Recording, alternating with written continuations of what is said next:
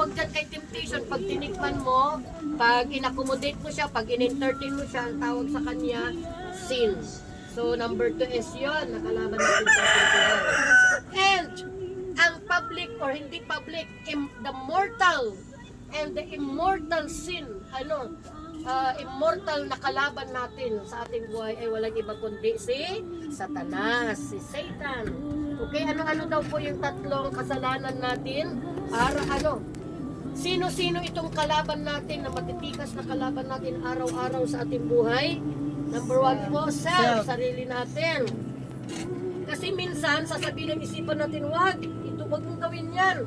Sabi ni Puso, di, paminsan-minsan lang yun eh. Sabi naman ni Paa, huwag lang kayong ganyan dahil kapag hindi ako tatay, hindi ko lalakad, wala talaga akong magagawa. So, sa katawan pa nga lang natin nga sarili, may lumalaban, naglalaban na. No?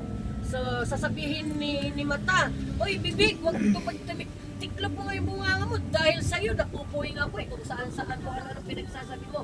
So, mismo sa katawan natin, meron tayong kalaban. Okay, si self,